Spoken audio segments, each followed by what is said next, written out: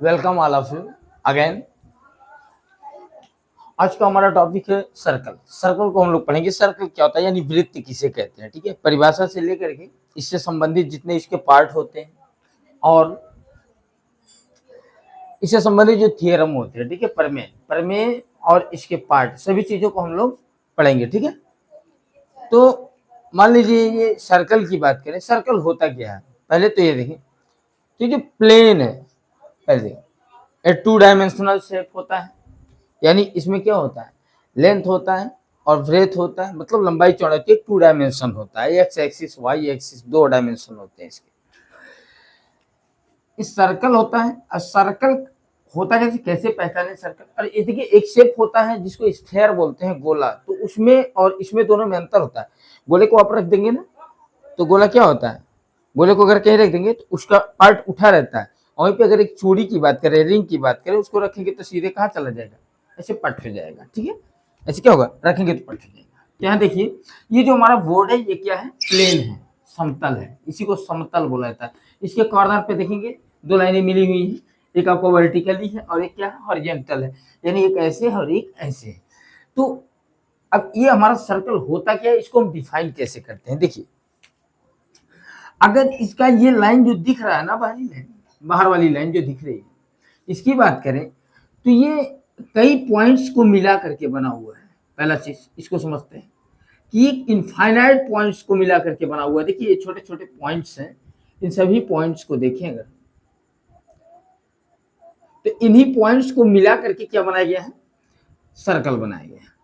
अब इसी पॉइंट से हम क्या करेंगे, इसको एक्सप्लेन करेंगे, डिफाइन करेंगे। पहला तो इसका हम क्या करेंगे, सर्कल का डिफिनेशन देखेंगे कि सर्कल होता क्या है। इसको बोलते हैं, ये जो रास्ता बना ना, ये बिंदुओं से बना हुआ रास्ता है, ठीक है। बिंदुओं से यानी पॉइंट से बना हुआ रास्ता है, ठीक है। तो इसको अब हम डिफाइन करते हैं, ध्यान से देखिए। इसका एक सेंटर है यहाँ पे सी। अब ये सेंटर क्या है और ये पॉइंट कहाँ पर है, इन सारी चीजों को लेकर के हम लोग क्या करते हैं, चलते हैं डिफिनेशन की बात करते हैं। ये डिफिनेशन देखते हैं क्या है। देखिए एक वृत्त जो होता है, वृत्त उन समस्त बिंदुओं का समुच्चय होता है। ध्यान से समझिएगा, सुनिएगा बात को, कि समुच्चय होता है। समुच्चय माने होता है समूह, सेट।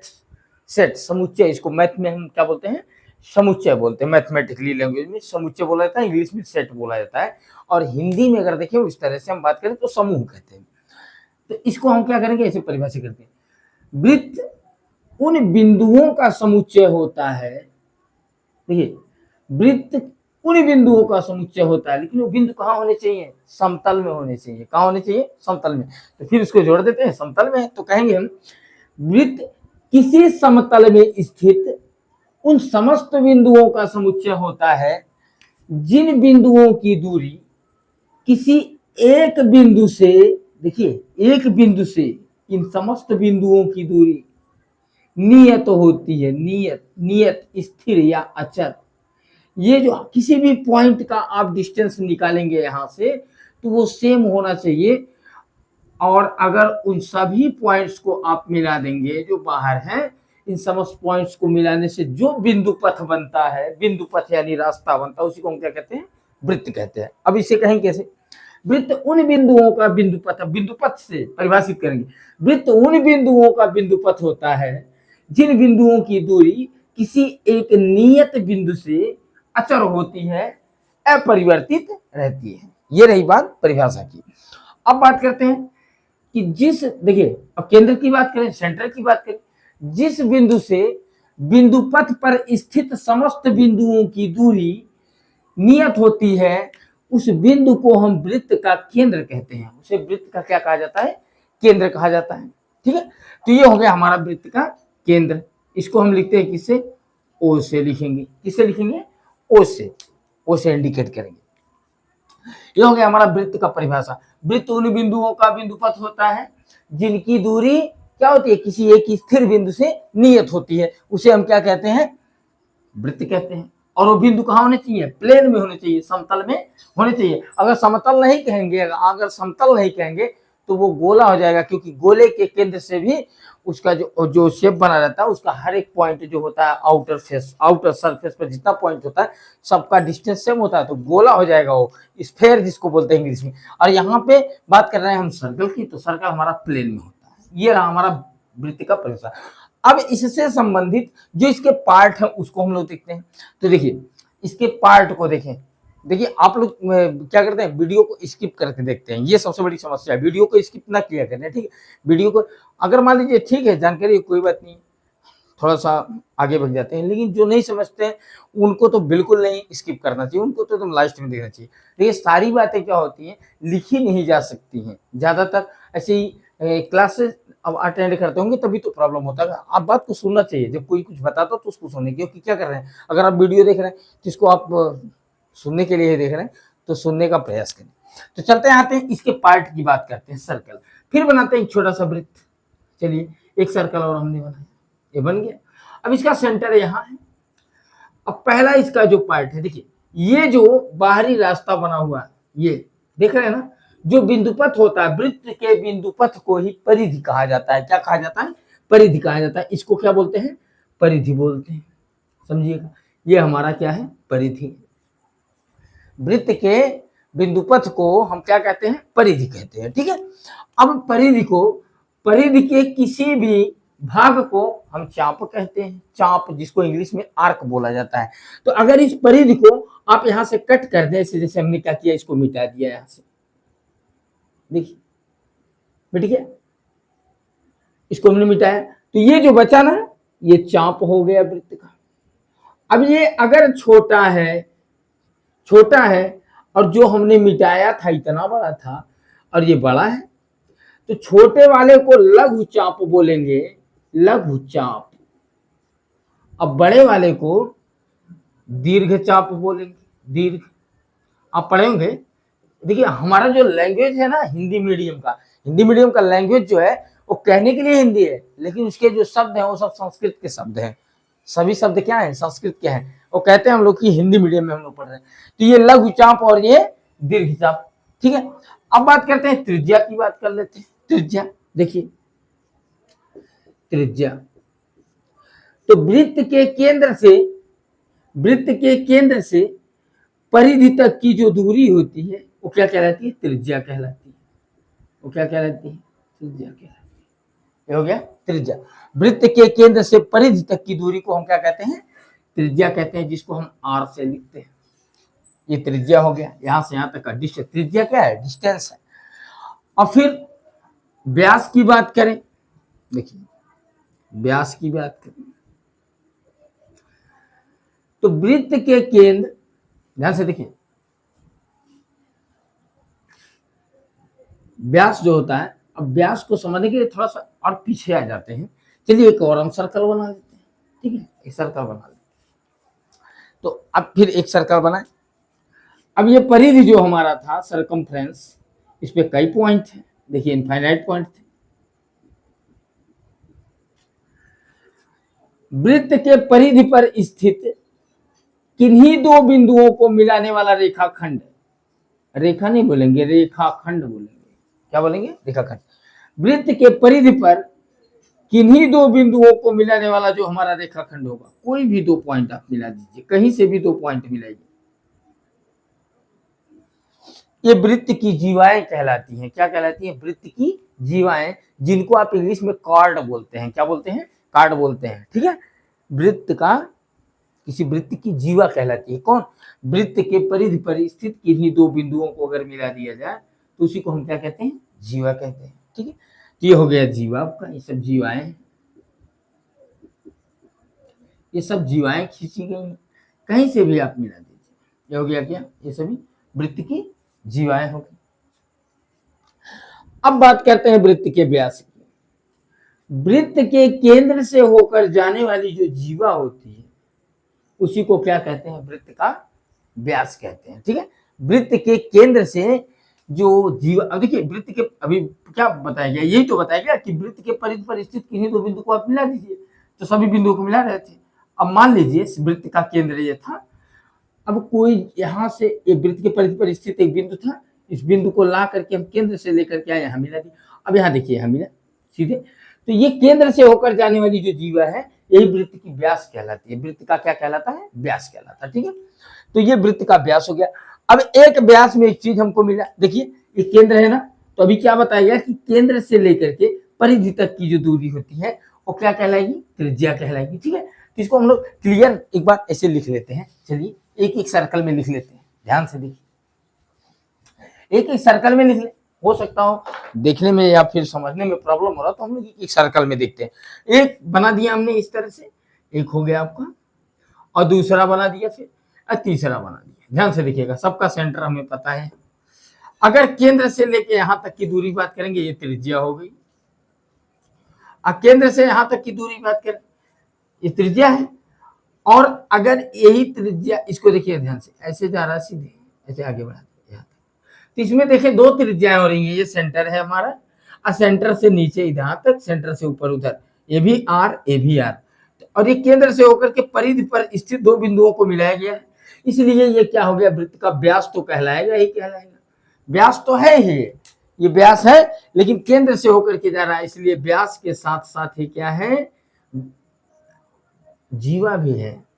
क्या है? वृत्त की एक जीवा है, ठीक है। तो जो सबसे बड़ी जीवा होती है, तो वृत्त की सबसे, ऐसे भी बोल सकते हैं, वृत्त की सबसे बड़ी जीवा क्या कहलाती है? वृत्त का व्यास कहलाती है। तो एक व्यास में देख रहे हैं कितनी त्रिज्या की, व्यास को डी से डिनोट करते हैं और त्रिज्या को आर से डिनोट करते हैं, ठीक है। त्रिज्या को आर से डिनोट करते हैं। अब देख रहे हैं एक व्यास में कितनी त्रिज्या आ रही है? 2, इसीलिए लिखा जाता है डी बराबर आर प्लस आर, यानी डी बराबर 2r, या फिर आर बराबर डी बाई 2, ठीक है। आर बराबर डी बाई 2, ये हो गया आपका। अब चाप की बात किया गया। अब इसमें देखिए, अगर यहां से यहां तक काट करके निकाल दे तो ये छोटा होगा, उधर वाला बड़ा, ये बड़ा हो जाएगा, और ये छोटा होगा। छोटे वाले को लघु चाप, इधर वाले को दीर्घ चाप, ठीक है। ये इस तरह से इसके पार्ट जो है। अब यहाँ देखिए, ये मान लीजिए यहाँ से खंड है यहाँ तक, इसके द्वारा यहाँ पर अगर ऐसे मिला दिया जाए, तो ये चाप जो है केंद्र पर कोण बना रहा है कि नहीं बना रहा है? तो चाप द्वारा केंद्र पर आंतरित कोण ये हो गया, चाप द्वारा केंद्र पर आंतरित कोण हो गया, जिसको आप थीटा लिख सकते हैं। और में जो माइनर आर्क है, यानी लघु चाप है, लघु चाप द्वारा केंद्र यहाँ पे कोण बना थीटा, तो इधर वाला कोण कितना बनेगा? टोटल कितना बनता है? 360 बनता है। इसका मतलब यहाँ पे बन जाएगा 360 माइनस थीटा, ठीक है। यानी दीर्घ चाप द्वारा केंद्र पर आंतरिक कोण कितना हो रहा है? 360 माइनस थीटा। और कब हो रहा है? जब हमारा लघु चाप यहाँ पे सेंटर पे कितना बना रहा है? थीटा का एंगल बना रहा है, ठीक है। ये रहा वृत्त से संबंधित जो उसके पार्ट है, उनकी परिभाषा। अब आते हैं, देखते हैं वृत्त के परिधि और इसके व्यास में क्या संबंध होता है, ठीक है। वृत्त के परिधि और उसके व्यास में क्या संबंध होता है। एक सर्कल फिर बनाते हैं, वृत्त के परिधि और उसके व्यास में क्या संबंध होता है। देखिए देखिए, ये हमारा सर्कल है। अब इस सर्कल का ये सेंटर है, और यहां पे हमने खींच दिया एक व्यास जो केंद्र से होकर के जा रहा है। इसका सेंटर है O, और पूरा इसका लेंथ जो है D, ध्यान से देखिए, D है। क्या है? D। किसका लेंथ? व्यास की लंबाई हमने ले लिया D, ठीक है। तो इसको प्रयोग के द्वारा स्पष्ट किया गया, प्रयोग के द्वारा ये पाया गया कि अगर आप देखोगे, पाई एक चीज आता है, पाई का वैल्यू आप लोग देखते होंगे, पाई का वैल्यू 22/7 होता है, ठीक है। इसको थोड़ा सा देख लेते हैं, फिर आगे बढ़ते हैं। अभी से आगे प्रमेय भी बताया जाएगा, ठीक है। प्रमेय थियरम जो है, जैसे आगे 9th का 10th में जो सब जगह अप्लाई किए जाते हैं, उनसे संबंधित भी बातें इसमें की जाएंगी और इसको समझाया जाएगा हम लोग से। तो व्यास, और ये देखिए यहाँ पे पाई का मान 22/7 होता है, ठीक है। तो इसको प्रयोगों द्वारा स्पष्ट किया गया, और आप इसको देख भी सकते हैं, घर पर प्रैक्टिकली कर सकते हैं। ध्यान से देखिएगा, ये कहता क्या है कि अगर आप, ध्यान से देखिए, अगर आप क्या करेंगे, इसको 7 सेंटीमीटर लें, यानी एक व्यास ले लीजिए, 7 सेंटीमीटर की एक लाइन खींच लीजिएगा, लाइन खींचिएगा 7 सेंटीमीटर का। इसके ठीक बीचों बीच आप क्या कर दीजिएगा, इसमें एक कील लगा दीजिएगा। इसको प्रैक्टिकली आप कर सकते हैं, कहीं भी पेपर पे रख करके या मेज पे कहीं कर लीजिएगा। और इसको इसी एक्सिस पर, इसी पॉइंट को फिक्स करके अगर इसको आप चारों तरफ घुमा दें, ध्यान से देखिए, चारों तरफ अगर आप घुमा दिए तो इसको घुमाने के बाद अगर ये पूरा लेंथ आप मापेंगे, मेजर करेंगे तो ये 22 आएगा। कितना आएगा? 22 आएगा। इसीलिए इसका देखिए परिधि का और व्यास का जो अनुपात है वो हमेशा कितना आता है, रेशियो कितना आता है? 22/7। इसीलिए इसको फिक्स रखा गया है। यानी अगर आपने 7 हाथ मापा है ना तो उसकी परिधि कितनी आएगी? 22 हाथ आएगी। अगर आप 7 कदम मापे हैं तो उसका सरकमफ्रेंस कितना आएगा? 22 स्टेप आएगा, यानी 22 कदम आएगा। ठीक है, तो ये आप परिधि और व्यास के बीच क्या है? संबंध है, जिसे पाई से डिनोट किया जाता है। पाई का वैल्यू 22/7 रखा जाता है। ठीक है, ये रही बातें किसकी? ये वृत्त के व्यास और उसके परिधि में संबंध है ये। ठीक है, वृत्त का व्यास और परिधि दोनों में ये संबंध। अब आते हैं, बात करते हैं वृत्त के परिधि को निकाला कैसे जाता है। वृत्त के परिधि, परिधि का मतलब ये सरकमफ्रेंस, ये तो वृत्त का जो परिधि होता है, टोटल लंबाई ये जो होती है, ये टोटल लेंथ जो होता है।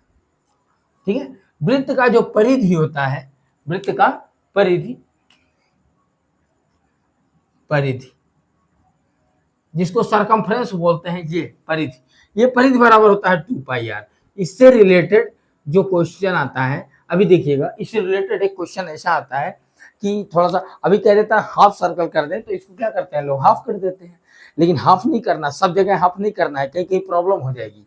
जैसे अगर कह देता है कि कहीं पर एक अर्धवृत्ताकार बागीचा है, अर्धवृत्ताकार बागीचा है और उस बागीचे को आप कह रहा उसके परिधि की बात, त्रिज्या दिया या व्यास दिया, उसकी परिधि बताइए, तो इसमें थोड़ा सा प्रॉब्लम होता है, खेत हो गया और सब हो गया, तो ये सब प्रॉब्लम होता है। तो होता कहाँ से प्रॉब्लम, अभी देखिएगा। तो ये वृत्त की परिधि को मापने की का सूत्र है 2πr, और 2πr जो है, जिसमें ये r आपका क्या हो जाएगा? त्रिज्या हो जाएगा, और पाई का मान 22/7 रखेंगे, 2 रखेंगे। मान लीजिए कह रहा है कि एक वृत्त जिसकी त्रिज्या 7 सेंटीमीटर है, कितनी है? 7 सेंटीमीटर है। ध्यान से देखिए, एक वृत्त जिसकी त्रिज्या 7 सेंटीमीटर है, r बराबर कितना है? 7 सेंटीमीटर। कह रहा है इसके परिधि की लंबाई निकालिए, तो अभी देखिए वो जो पाई परिधि और व्यास में संबंध है वो आ जाएगा। 7 सेंटीमीटर क्या लिया है? इसका त्रिज्या ले लिया, और कह रहा है इसकी परिधि की माप बताइए। तो अब यहाँ दिमाग लगाइए, ये जो है ये तो 7 है, तो इसका मतलब ये पूरा कितना आएगा? 14 आएगा ना। व्यास कितना आएगा? 14। डी बराबर कितना हो गया? 14। अभी देखिएगा पाई का वैल्यू ही आएगा। अगर हम देखें तो इसको निकालेंगे तो हो जाएगा 2 × 22/7, यानी 22/7 रखा पाई का मान, और रेडियस हमने रख दिया 7, और 7 7 क्या हो गया? कैंसिल। 22 दूना कितना हो गया? 44। 44 आया ना? कितना आ गया? 44। इसका मतलब ये परिधि कितना आ गया? 44। तो परिधि हमारा कितना है? 44 है, और व्यास कितना मिला था? 14। अब देखिए दोनों का अनुपात निकालिए आप, कितना आ रहा? 2 से काटेंगे, 22/7 आ गया, 22/7 आ गया। इसका मतलब परिधि और व्यास में क्या संबंध आ रहा है? 22/7 का। यही चीज बताएगा कि अगर आप 7 कदम मापेंगे, 7 मीटर मापेंगे, 7 किलोमीटर मापेंगे, तो परिधि वही 7 ही आएगा, सॉरी 22 ही आएगा। ठीक है, 22 ही आएगा। तो ये रहा परिधि के बारे में। अब परिधि में, अब इस परिधि में क्या होता है, कभी कभी क्या करता है, कहता है एक छोटा सा आर्क है, छोटा सा चाप लगा हुआ है, छोटा सा आर्क है, मान लीजिए इसी की बात कर लें। अब ये कहता है कि एक छोटे से चाप की लंबाई, ये पूरी लंबाई मिली हुई है ना, ये पूरा लंबाई मिला है, ये पूरी लंबाई मिली थी 44। कभी कभी कहता है कि एक सर्कल जो है, ध्यान से देखिएगा, एक वृत्त के एक लघु चाप की लंबाई ज्ञात कीजिए। देखिए ये लघु चाप है, छोटा सा चाप बना हुआ है, ये चाप है, कहता है यहां से यहां तक का लेंथ बताइए आप। अगर यह कोण यहां पे बनाता है, मान लीजिए 45 डिग्री एंगल, ऐसे कंडीशन में कहता है यदि कोई वृत्त का एक चाप है जो छोटा सा है, और वह केंद्र पर क्या बना रहा है? 45 डिग्री का कोण बना रहा है, यानी 45 डिग्री का कोण बना रहा है। तो कहता है उस चाप की लंबाई बताइए। तो अगर ये नहीं रहता और त्रिज्या हमारा साथ दिया है ना, अगर ये ना रहता तो पूरा परिधि निकालते तो 2 पाई आर लगा देते, लेकिन ये कह रहा है कि पूरा नहीं बताना है, सिर्फ यहाँ से यहाँ तक बताना है, जो कि यहाँ पे एंगल कितना बना रहा है 45। अब यहाँ से एंगल से आपको निकालना पड़ेगा, ठीक है। एंगल, तो एंगल का रेशियो देखते हैं क्या आएगा, एंगल का रेशियो पूरे सर्कल का और यहाँ से एंगल का रेशियो क्या आएगा। अब यहाँ देखिए, अगर टोटल है, टोटल की बात करें, एंगल को भी इन्वॉल्व कर दें उसमें, जाके सम्मिलित कर दें, तो हमारा परिधि जो निकलेगा, तो वो परिधि बराबर हम लिख सकते हैं 360/360 गुणे 2 पाई आर। ये लिखा जा सकता है, ये लिखा जा सकता है। क्यों? क्योंकि ये कटेगा तो 1 ही तो होगा। एंगल को भी हमने इन्वॉल्व कर दिया उसमें कोण को भी हमने जोड़ रखा है कि 300, पूरे सर्कल की जब बात कर रहा था तो 360/360, क्योंकि पूरा सर्कल क्या था 360 में 360 डिग्री का है, 360 बनना चाहिए और 360 का कोण बना ले रहा था। लेकिन उसी में अब कह रहा छोटे से आर्क, छोटे से चाप की लंबाई बतानी है, जो कि एंगल कितना बनाया है 45 डिग्री। तो कह रहा इसकी लंबाई आप बता दीजिए कितना होगा। तो इसका हम पूरे के हिसाब से रेशियो देखेंगे, क्योंकि यही तो पूछा है, इसका पूरे के हिसाब से रेशियो जो निकालेंगे तो हो जाएगा थीटा वाई। देखिए यही थीटा, इसका रेशियो किसके अनुपात, उसी में से निकल रहा है ना। अच्छा बताइए, आप पढ़े होंगे जब फ्रैक्शन निकालते हैं तो कैसे निकालते हैं, मान लीजिए ऐसे ऐसे है, ऐसे है, तो इसमें कहता है 2 पार्ट कलर किया गया है, तो 1 2 3 4 5 5 है, कहता है 2 पार्ट कलर किया गया, क्या लिखेंगे, तो क्या लिखते हैं आप 2/5, 2/5 यही तो लिखते हैं, यानी रिजल्ट बाई टोटल। तो रिजल्ट हमारा ये मिला है और टोटल है कितना 5। तो यहाँ पे वही चीज, उसी कॉन्सेप्ट को यहाँ पे अप्लाई कर दीजिए। तो उस कॉन्सेप्ट को जैसे ही अप्लाई करेंगे आप, तो यहाँ पे आपको देखिए क्या मिल जाएगा, तो यानी पूरे के हिसाब से यहाँ पे 45 डिग्री ही तो हमको मिला है, तो यहाँ पे हम लिख देंगे 45, थीटा की जगह कितना लिखा जाएगा 45, यानी पूरा एंगल, और बाई कितना हो जाएगा टोटल एंगल।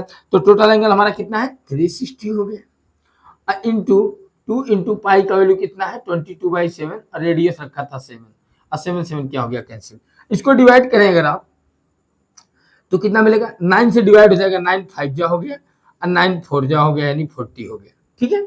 अब देखिए यहाँ से 5 से डिवाइड करेंगे तो यहाँ 8 हो जाएगा, कितना हो जाएगा 8, और यहाँ से 2 से डिवाइड करेंगे 4 हो जाएगा, और ऊपर बचा कितना 22 इंटू 7/4, आ गया 22 इंटू 7 और बाई कितना हो गया 4, ये हो गया। और 2 से जैसे डिवाइड करेंगे यहाँ 11 हो जाएगा, 2 हो जाएगा, ये हो गया 77/2, इक्वल डिवाइड कर देंगे यहाँ पे आप तो 38.5, अगर ये सेंटीमीटर है तो सेंटीमीटर में, ये हो गया। तो ये हो गया किसी चाप की लंबाई को निकालना, कब, जब उसका एंगल दिया हो कि वह सेंटर पे कितने का एंगल बना रहा हो और रेडियस दिया हो। तो इस तरह से आप इसको क्या कर सकते हैं, निकाल सकते हैं, ठीक है। तो ये क्या है, ये सर्कल से यानी वृत्त से संबंधित परिभाषा और वृत्त से संबंधित कुछ उसके अंगों का वर्णन इस वीडियो में हम लोग कर रहे हैं और इसको समझ रहे हैं। तो चलते हैं, आते हैं आगे बढ़ते हैं, आते हैं एरिया की बात करते हैं। ध्यान से देखिए एरिया, अभी देखिए इनर पार्ट आउटर पार्ट ये सबको पता होगा, ये ऐसी बात नहीं है, क्योंकि सर्कल के अंदर वाले भाग को क्या बोलेंगे, इनर पार्ट बोलेंगे, जिसको अंतः भाग बोलते हैं। अब बाहर वाले पार्ट को क्या बोलेंगे, बहिर्भाग बोलेंगे, बाहरी भाग बोलेंगे। अब एरिया की बात कर लेते हैं, किसी सर्कल के एरिया की बात करते हैं, ध्यान से देखिए। अभी बात समझिएगा इसमें, यह है हमारा सेंटर, सर्कल का क्या है सेंटर, जिसको से लिखा है, और ये है रिंगल। अब इसको हम क्या करते हैं, एरिया का मतलब ये पूरा विस्तार जितना फैला हुआ है। एरिया हमेशा लेंथ इंटू ब्रेथ होता है किसी भी शेप का, लेकिन क्या होता है कभी कभी इक्वल शेप में आते हैं, जैसे क्या होता है 2 डायमेंशनल में दोनों स्ट्रेट लाइनें मिलती है, कभी कर्व्ड मिलता है, कभी हमारा क्या होता है थोड़ा सा ऐसे तिरछा ट्रायंगल टाइप में मिलता है, तो उसके लिए थोड़ा सा अलग अलग फार्मूला। लेकिन रियलिटी यही है कि एरिया का मतलब होता है 2 डायमेंशनल, जहाँ पे शेप मिलेगा उसी का आप क्या करेंगे एरिया निकालेंगे। और 3 डायमेंशनल से रिलेटेड कोई चीज निकालते हैं तो उसका वॉल्यूम निकालते हैं, यानी आयतन निकालते हैं। तो यहाँ 2 डायमेंशनल की बात कर रहे हैं, 2 बीमाएं हैं इसकी, जिसमें अगर देखें अगर इधर से चले या इधर से चले, ये भी रेडियस, ये भी रेडियस, ठीक है।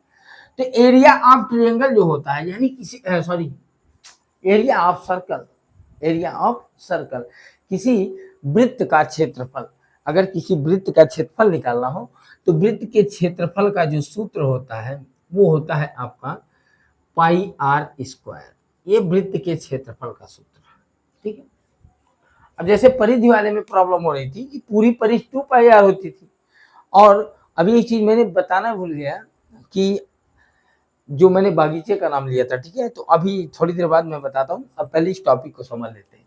देखिए, यह है एरिया निकालने का फार्मूला।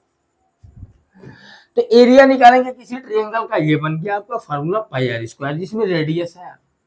लेकिन इस तरह से दे सीधे सीधे अगर रेडियस कह रहा है कि एक वृत्त है जिसका व्यास, ध्यान से देखिएगा, अगर कह रहा है एक वृत्त जिसका व्यास मान लीजिए 21 सेंटीमीटर है, और कह रहा है आप इसके क्षेत्रफल को बताइए, तो अगर इसका क्षेत्रफल निकालना है तब तो सीधे सीधे लिख देंगे पाई इंटू आर स्क्वायर, यानी पाई का मान 22/7, और ये आर का मतलब आर कितना हो जाएगा, देखिए पूरा व्यास कितना दिया हुआ है 21, तो इसका आधा करेंगे कितना होगा 21/2 हो जाएगा, 21/2, तो आर की जगह पे 21/2 लिख करके स्क्वायर कर देंगे, यानी 2 बार मल्टीप्लाई कर देंगे। अब यहाँ हो गया 3 और यहाँ से हो गया 11, अब इसको मल्टीप्लाई कर देंगे, 11 3 जा 33 इंटू 21/2, और मल्टीप्लाई कर दीजिए 21 3 जा, यानी 21 63 के 3 हो जाएगा, और 6 बचेगा, 21 63 6 कितना हो जाएगा 69 हो जाएगा, और बाई 2 हो जाएगा, डिवाइड करिए 2 3 जा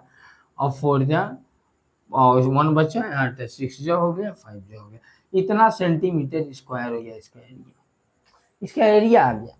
लेकिन इस तरह से दे तब तो आसान है, बात फंसती है क्या, कुछ शब्द है जैसे आप लोग सुने सेक्टर एंड सेगमेंट, जैसे क्या सेक्टर एंड सेगमेंट, जिसको त्रिज्यखंड और वृत्तखंड के नाम से जाना जाता है। तो चलते हैं देखते हैं उसको समझते हैं, त्रिज्यखंड और वृत्तखंड को। तो पहले आते हैं त्रिज्यखंड की बात करते हैं, त्रिज्यखंड क्या होता है और वृत्तखंड क्या होता है। देखिए, नाम नहीं याद हो तो आसानी से उसी के, देखिए उसी के नाम में छिपा हुआ, मान लीजिए सर्कल है, तो इसकी त्रिज्याएं जब इसको खंडित करती हैं, ध्यान से देखिए, जब त्रिज्या के द्वारा ये खंडित किया जा रहा हो, काटा जा रहा हो, तो उसको क्या बोलते हैं, त्रिज्यखंड बोलेंगे। क्या बोलेंगे, त्रिज्यखंड। यहाँ देखिए ये त्रिज्यखंड है, ठीक है, इसको बोल, और ये भी आपका त्रिज्यखंड है, ये भी खंड है, लेकिन इसको लघु त्रिज्यखंड बोलेंगे, इसको दीर्घ त्रिज्यखंड बोलेंगे, ठीक है, इसको लघु बोलेंगे। लघु माने ये छोटा है, देखिए यहाँ से यहाँ तक ये छोटा है, और इधर क्या क्या है, बड़ा है, तो ये लघु त्रिज्यखंड हो गया, और ऊपर क्या हो गया, दीर्घ त्रिज्यखंड। तो ये त्रिज्यखंड है दोनों। अब जिस तरह से तो इसका क्षेत्रफल का फार्मूला आप निकाले हैं कि पाई आर स्क्वायर होता है, अभी थोड़ी देर पहले 2 पाई आर था, तो θ/360 करके निकाला गया। ऐसे ही इसका भी क्षेत्रफल अगर निकालें आप, तो इसको आप कन्वर्ट करके लिख सकते हैं 360/360 इंटू पाई आर स्क्वायर, ये लिखा जा सकता है। देखिए 360/360 जब पूरा निकालेंगे तब, लेकिन जब उसमें से सिर्फ इतना ही निकालना होगा आपको, तब कोण का पूरे कोण के हिसाब से अनुपात निकालेंगे। जो बात परिधि निकालते समय हम लोग किया वही बात यहाँ पे करेंगे। परिधि में क्या हो रहा था, जब चाप की लंबाई निकालना हो, पूरा निकालना था, पूरा परिधि 2 पाई आर हुआ, और जब उसमें से थोड़ा सा भाग निकाल रहे थे तो लिखे थे θ/360, यानी उस चाप द्वारा केंद्र पर आंतरिक कोण का पूरे कोण से अनुपात निकाल के उसके फार्मूले में मल्टीप्लाई कर दिया गया था। तो वही काम यहाँ पे करेंगे। अगर ये कहता है, अब देखिए थीटा को हमने इन्वॉल्व करके फार्मूला बना लिया। अब अगर कह रहा है कि अगर एक वृत्त जिसकी त्रिज्या मान लीजिए कुछ दे रहे ऐसे 14 15 16 मान लीजिए 14 सेंटीमीटर है, जो कि देखिए एक त्रिज्या है, और फिर कहता है त्रिज्यखंड, 2 त्रिज्याएं हैं जो परिधि पर है, और इनके द्वारा, इस त्रिज्यखंड द्वारा एक लघु चाप जो केंद्र पर, देखिए लघु चाप जो कि केंद्र पर मान लीजिए 36 डिग्री का कोण बनाता है, यहाँ पे 36 डिग्री का क्या बना रहा है, कोण बना रहा है। अब कह रहा है इस चाप द्वारा, देखिए अंतरित, इस चाप और त्रिज्या द्वारा अंतरित जो त्रिज्यखंड बना हुआ है, ये त्रिज्यखंड, इसका क्षेत्रफल बताइए, इसका क्षेत्रफल बताइए। तो आपको कुछ नहीं करना, सीधे r बराबर कितना आपके पास 14 सेंटीमीटर, 14 सेंटीमीटर, और थीटा कितना है 36 डिग्री। अब एरिया निकालेंगे तो हो जाएगा एरिया यानी क्षेत्रफल बराबर θ/360 यानी 36/360 गुणे रेडियस कितना है 14, स्क्वायर है 2 बार लिखा गया, और यहाँ पे आ गया 10 2 से डिवाइड कर देंगे, यहाँ 5 हो जाएगा, यहाँ 7, यहाँ पे हो जाएगा कितना, मल्टीप्लाई कर लेंगे 98/5, यहाँ पे डिवाइड कर लीजिए आप, अब जो भी आ जाए। अब मान लीजिए 5 1 जा 5, 9 जा हो गया 3, 6 आंसर हो गया इतना सेंटीमीटर। यानी फार्मूला ऐसा नहीं है कि उसको रटना है, जब तक आप उसको समझते नहीं है फार्मूले को, जब तक आप समझेंगे नहीं तब तो प्रॉब्लम क्रिएट होगा हमेशा।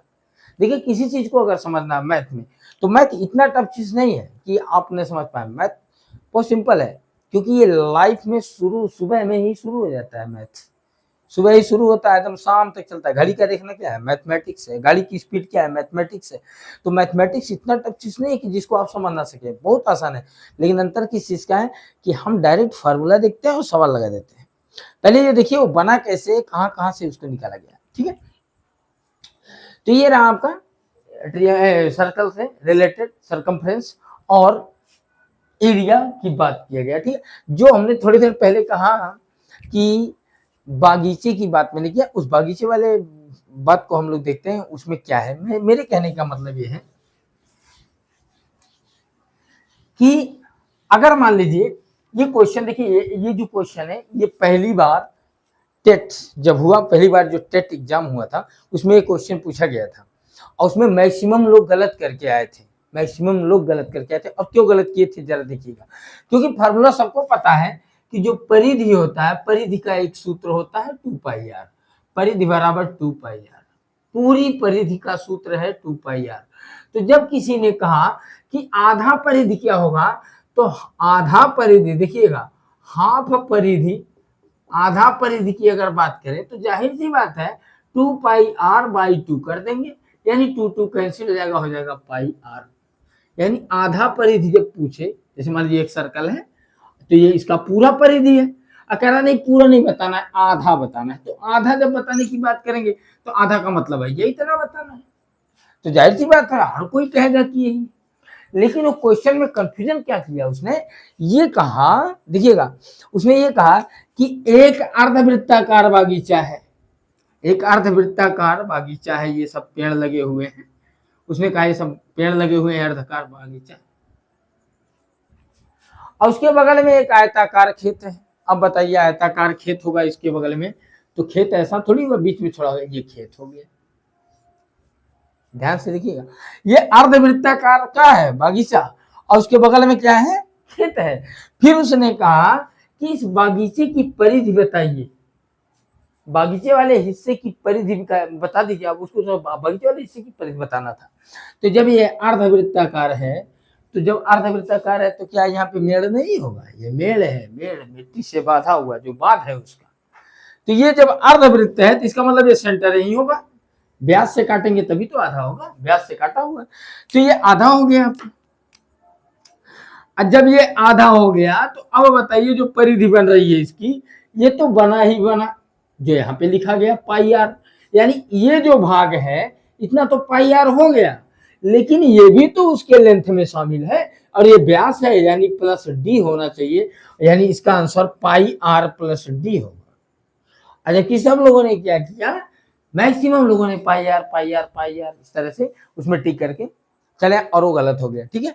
तो खेत अगर पूछता, अब देखिएगा चूड़ी की बात करो, चूड़ी जो हाथ में पहना, अगर चूड़ी आधे पर से तोड़ दी जाए तो चूड़ी अगर ऐसे, चूड़ी ऐसे है, चूड़ी को आप आधे पर से तोड़ देंगे ऐसे, तो उसमें कहाँ मेड़ दिखेगा, ऐसे थोड़ी बनेगा, नहीं बनेगा, तो वहां पे सीधे πr लगेगा। लेकिन अगर खेत की बात करता है, फील्ड की बात करता है, ठीक है, तो ऐसे में अर्धवृत्त होने पर ये व्यास जो होता है, डायमीटर जो होता है उसमें जुड़ जाता है, यानी πr+d हो जाता है, ठीक है। इस बात को आप लोग एकदम क्लियर रखेंगे। और फिर क्या करेंगे, नेक्स्ट वीडियो में हम लोग सर्कल से रिलेटेड जो थ्योरम होगा उसको हम लोग पढ़ेंगे, ठीक है। और देखिए पिछले वीडियो जो है वो आप लोग एक क्लास वाइज, जैसे मैक्सिमम लोग क्या करते हैं क्लास वाइज जुड़ा करते हैं, ये सबसे बड़ी समस्या है।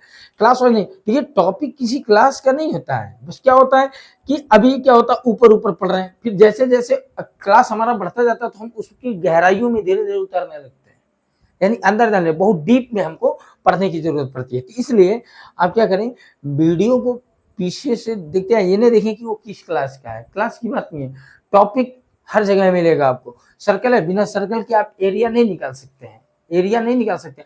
फार्मूला याद करके ठीक है, फार्मूला याद करके सवाल लगा सकते हैं, लेकिन उसके कॉन्सेप्ट को अगर समझना है तो आपको डीपली पढ़ना होगा। और डीप पढ़ने के लिए मैं पूरा वीडियो देखिए, और वीडियो बना करके डाला हुआ है, और उसका डिस्क्रिप्शन बॉक्स में मैं लिंक डाल दूंगा। और यहाँ पर आपको फिजिक्स, केमिस्ट्री, मैथमेटिक्स और इंग्लिश, यहाँ तक हिंदी, एसएसटी, सारी चीज़ों का नॉलेज प्रोवाइड कराया जाएगा। और वीडियो देखने के लिए बहुत बहुत धन्यवाद। हम आशा करते हैं कि जो भी बताया गया वो समझ में आया होगा, ठीक है। और नहीं समझ में आया होगा तो आप लोग क्या करेंगे, कमेंट बॉक्स में कमेंट करेंगे। Thank you for watching.